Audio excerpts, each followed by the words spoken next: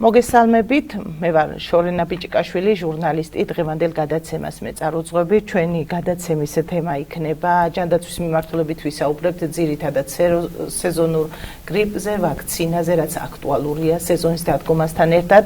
ჩვენი გადაცემის სტუმარია მარია გიუნაშვილი, გორის საზოგადოებრივი ჯანდაცვის ცენტრის ხელმძღვანელი. დიდი მადლობა ქალბატონო მობრძანებისთვის, თქვენი დროისთვის. მოგესალმებით, მივესალმები მაყურებელს თქვენს. მადლობა მოწვევისთვის. ნამდვილად კარგი დრო შეარჩიეთ, მინდა გითხრათ შორენა, იმიტომ რომ დღეს დაიწყო ქვეყანაში 2025-26 წლების სეზონური გრიპის საწინააღმდეგო ვაქცინაცია. დამთხვევა არის ეს და ძალიან სასიამოვნო დამთხვევა. როგორც იცით, აცივდა ახლა და გრიპის სეზონიც დაიწყო. განსაზღვრული არის ეს ჯანდაცვის მსოფლიო ორგანიზაციის მიერ სეზონი 1 ოქტომბრიდან, ანუ მიმდინარე წლის მე-40 კვირიდან, შემდეგი წლის მე-20 კვირის ჩათვლით, ეს არის სადღაცა მაისის შუა რიცხვები. ეს პერიოდი არის სეზონური გრიპის ამდენი გრძელდება ფაქტიურად. კი, მთელი ცივი პერიოდი რაც არის.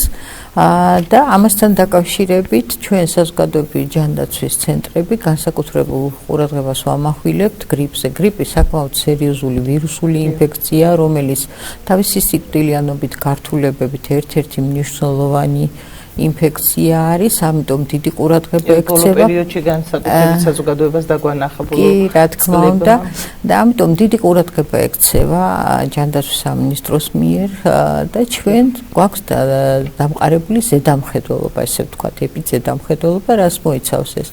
რომ ყოველ დღიურად და კვირაში ერთხელ ჩვენ ვაკეთებთ რეპორტს სამედიცინო დაწესებულებებიდან, სოფლის ამბულატორიებიდან და გადავცემთ დაავადებათა კონტროლის ეროვნულ ცენტრს, რომ ფონური მაჩვენებელი იყოს განსაზღვრული. ანუ დაიწყო ასე ვთქვათ დღეიდან. არა, ეს აღრიცხვა დაიწყო 1 ოქტომბრიდან. დღეიდან დაიწყო გრიპის საწინააღმდეგო ვაქცინაცია.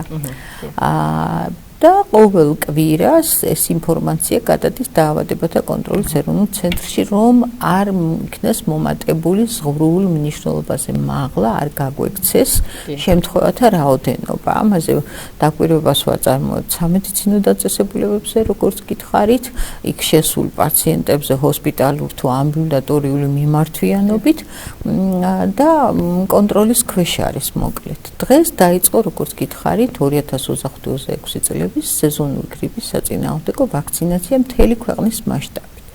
ჯანდაცვის მსოფლიო ორგანიზაციის მიერ განისაზღვრა ამ ვაქცინაციისათვის პრიორიტეტული ჯგუფები, რომლებსაც აქვთ მაღალი გართულების რისკი. ის პროფესიული და გარდა ამისა პროფესიული ჯგუფები, რომლებიც ვაქცინაციაზე არიან დამოკიდებული და სხვა ქვეყნის სხვა მოქალაქეებისთვის. ეხლა ქვეყანაში შემოვიდა უკვე სეზონური გრიპის საწინააღმდეგო ვაქცინა, ვაქსიგრიპ ტეტრა, რომელიც არის Sanofi Pasteur-ის მიერ წარმოებული, ფრანგული წარმოების არის 4 კომპონენტიანია ეს ვაქცინა.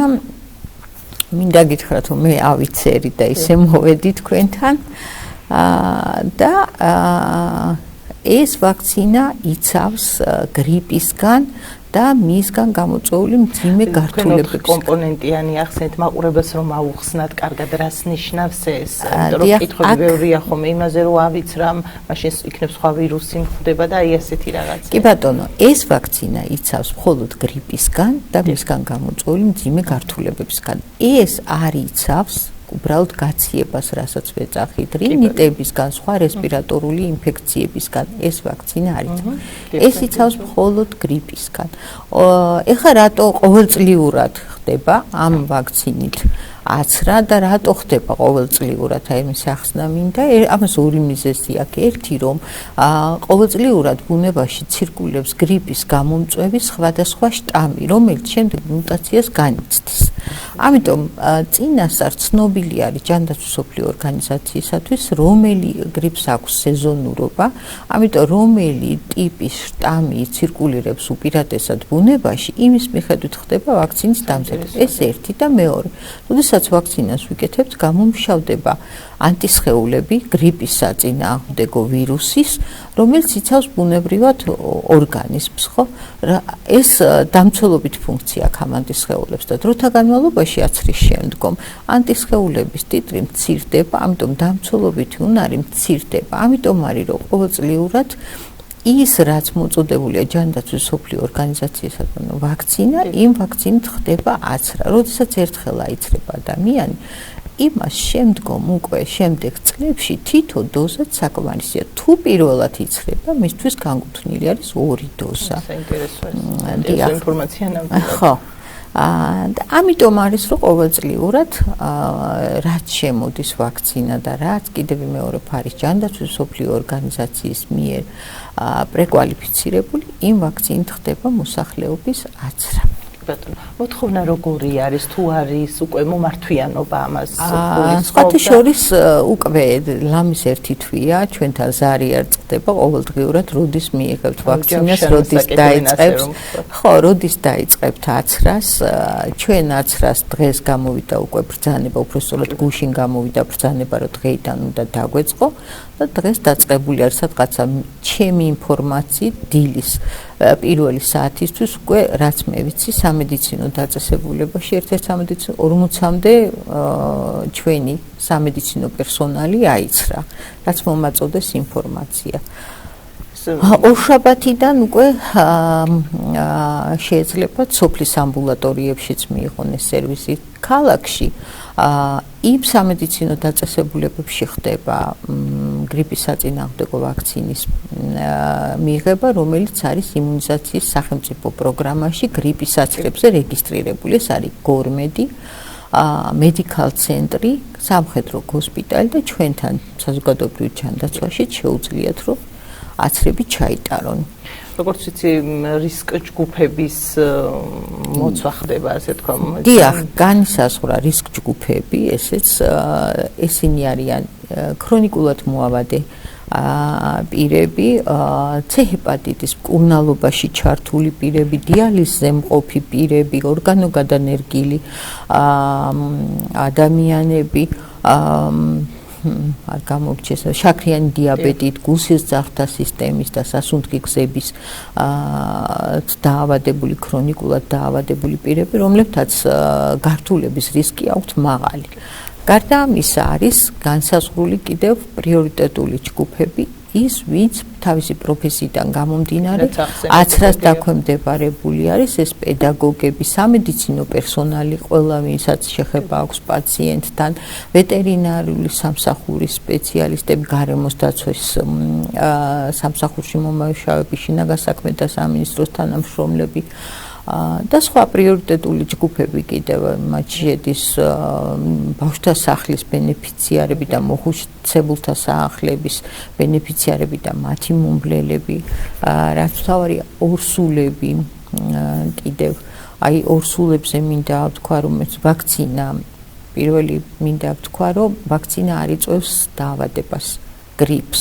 ეს არის ინაქტივირებული ვაქცინა და ვერ გამოიწვევს გრიპს. ვაქცინაციის შემდეგ 2-3 კვირა უნდა რომ ანტისხეულები სრულად გამომუშავდეს და ორგანიზმმა ჩართოს თავისი დამცველობითი ფუნქცია, ხო? თუ ვინმეს დაემართა მაინც გრიპი, ეს გამოდის რომ აიცრა იმ პერიოდში, როცა ვირუსი იყო შეჭრილი. ანუ სამედიცინო ენაზე რო ვთქვა პროდრომის პერიოდში, თუმცა კვლევები აჩვენებს, რომ უფრო მსუბუქად უნდა გადაიტანოს ასეთ შემთხვევაში ადამიანმა გრიპი. ქალბატონო მარი, რისკ ჯგუფებთან ეს მათი ნებაყოფლობით არის ეს თუ სპეციალურად მუშაობთ, თუნდაც საინფორმაციო კამპანია თუ ვალდებულება როგორ ხდება ეს? ჩვენც მუშაობთ საინფორმაციო კამპანიას მიდის, რომ რისკ ჯგუფმა აუცილებლად უნდა აიცრას თავისი სამედიცინო სტატუსიდან გამომდინარე. ოჯახის ექიმიც ყოველ ვიზიტზე მას რჩევას აძლევს და ეუბნება, რომ მოდის სეზონი და აუცილებელი არის მისთვის, მისი ჯანმრთელობისთვის, რომ გრიპზე აცრა ჩაიტაროს. გრიპის გარდა კიდე ხო დამავიწყდა კიდე 65 წლის ზემოთ გადაცილებული პიროვნებებიც რისკ ჯგუფებში შედიან, ხო და გრიპის აცრა, პნეუმოკოკის საწინააღმდეგო აცრა ჩვენ ფილტვების ანთებას რო ვეძახით, რაც ყველაზე ხშირად არის ხომე ასაკოვნებში, ამათ ყველაფერს urჩევს ოჯახის ექიმი. ასაკი რომელი რა ასაკიდან 6 თვიდან შესაძლებელია აცრა.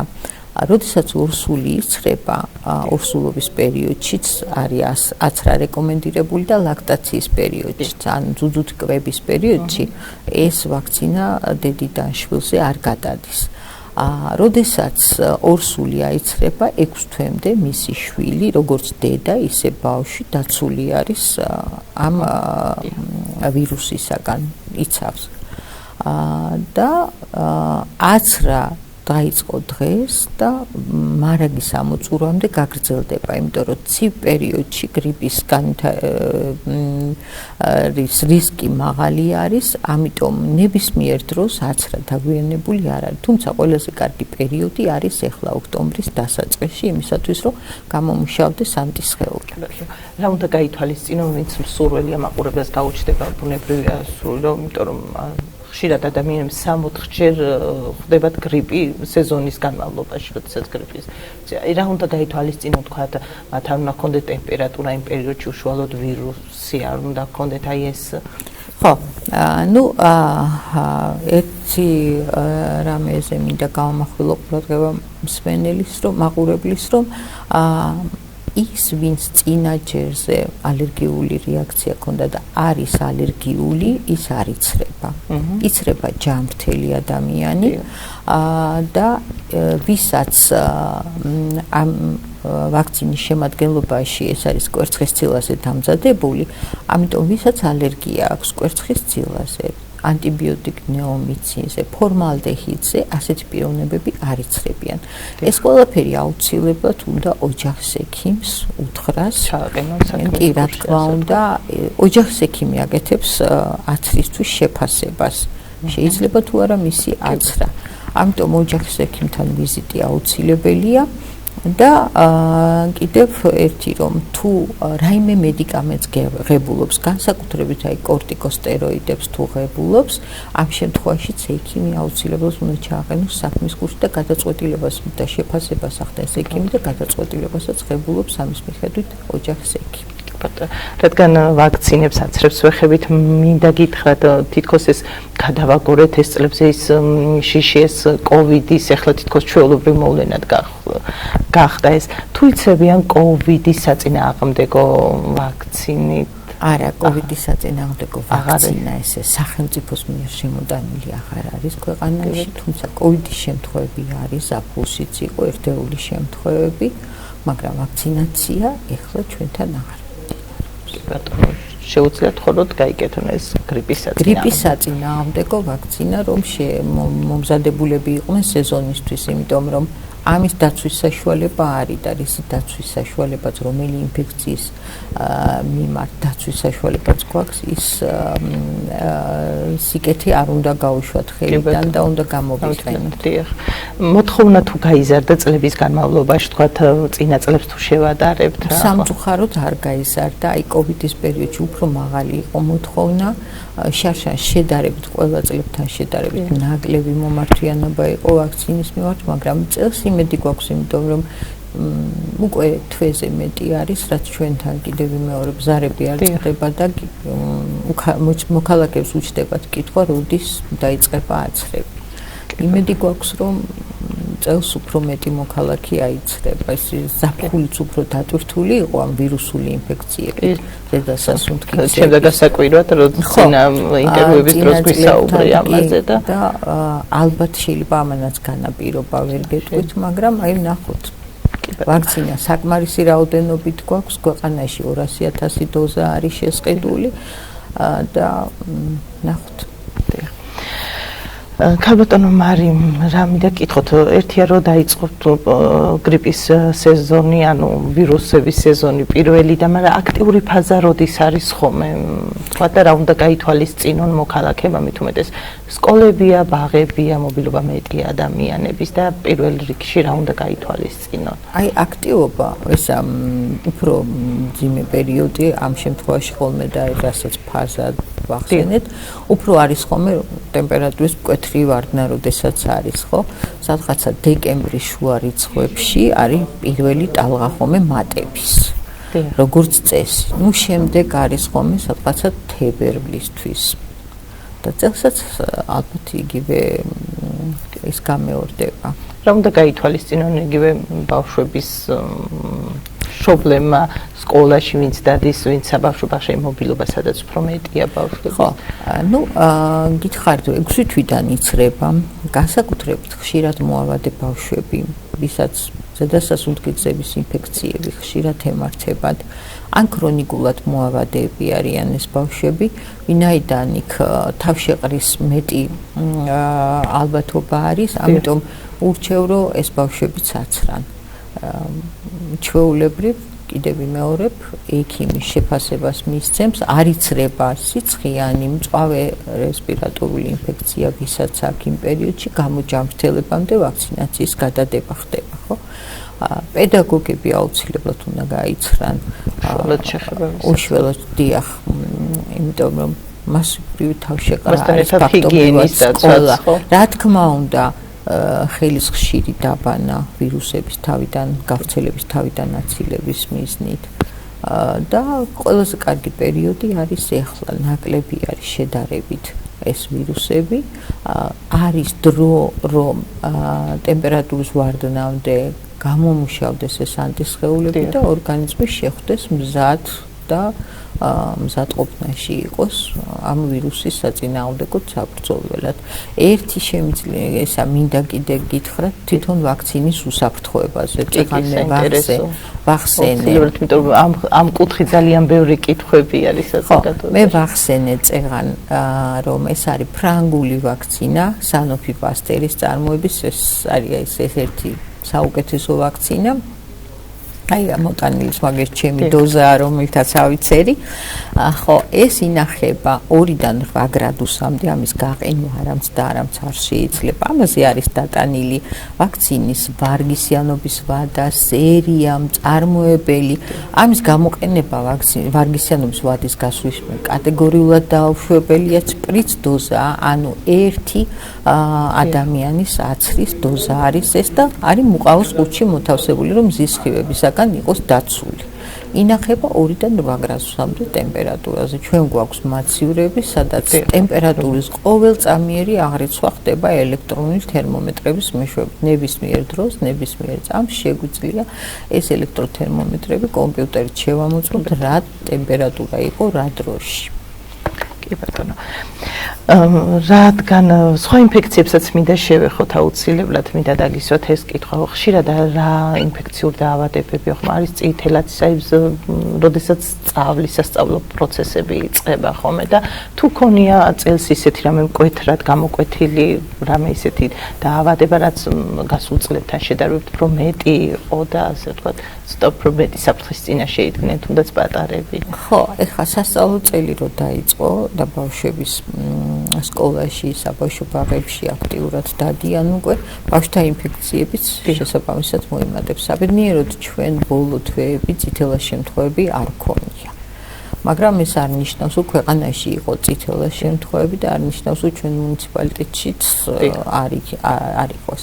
ნუ როგორც ყოველთვის ჩუტყვავილა არის და მოიმატებს ახლა, იმიტომ რომ საბავშვო ბაღებში არის ხშირად ეს, მაგრამ წინა წლებთან შედარებით რაიმე განსხვავებული და მომატებული შემთხვევები ნამდვილად არ ქონია წელს. ნუ ზედასასუნთქი-გზების ინფექციების მოიმატებს, მათ შორის ბავშვებშიც მოიმატებს. მთავარი არის, რომ ის რაც მართვადია ბავშვთა ინფექციები, ბავშვები დროულად იყვნენ აცრილი და სრულყოფილი ქონდეთ ეს აცრა ჩატარებული, ზოგ აცრას სჭირდება 2 დოზიანი, ზოგი 3 სრულყოფილი აცრისთვის, რომ ამ ბავშვთა ინფექციებისგან ბავშვები იყვნენ დაცულები. კი ბატონო, ხშირად ზაფხულის სეზონი გავიდა, იყო დიარეული დაავადებები, რამდენად სწორად ვამბობთ სამედიცინო ენით. და ახლაც თუ არის ეს საფრთხე და რა უნდა გაითვალისწინონ? დიარეული დაავადებების საფრთხე ყოველთვის არის ნებისმიერ სეზონში, მაგრამ უბრალოდ ზაფხულის პერიოდში არის მომატებული, იმიტომ რომ ბაქტერია, რომელიც ამ დიარეულ დაავადებას იწვევს, ზაფხულის პერიოდში უფრო აქტიურად მრავლდება. ეს ერთი, მეორედ დიარეულ დაავადებებს იწვევს ვირუსებიც, აი ეს ენტეროვირუსებიც დიარეებს იწვევს და ზაფხულის პერიოდში ეს ვირუსებიც გააქტიურებულია. ნუ ეხლა ამ პერიოდში შემცირებული იქნება, თანდათან შემცირდება, თუმცა ერთეული შემთხვევები მაინც იქნება. კი ბატონო. რა სიტყვით მაყურებელს გადაცემა და დასასრულს უახლოვდება, კიდევ ერთხელ რომ რატომ არის მნიშვნელოვანი მათთვის ეს ვაქცინა, მომხელა გამოცდილება გვაქვს არა მხოლოდ ჩვენ ქვეყანას, მთელ მსოფლიოს ხომ. ის რაც გაგონილი გქონდა, ახლა ჩვენ თვალწინ იყო და ამ პანდემიას გულისხმობ. მე დღეს ავიცერი და ყველას მოუწოდებ, ყველა ჯანმრთელს, ვისაც შეუძლია ეს სიკეთე გამოიყენოს, თავისი ჯანმრთელობის სასარგებლოდ აიცრას დროულად, რომ ანტისხეულება მოსწრონ გამომუშავება, განსაკუთრებით მათ, ვინც რისკ ჯგუფებში შედის, რომ თავისი ჯანმრთელობა შეინარჩუნონ. უღრმესი მადლობა კიდევ ერთხელ მობრძანებისთვის, თქვენი დროისთვის, მაყურებელს კი მომდევნო კვირამდე დავამშვიდობები. ნახვამდის.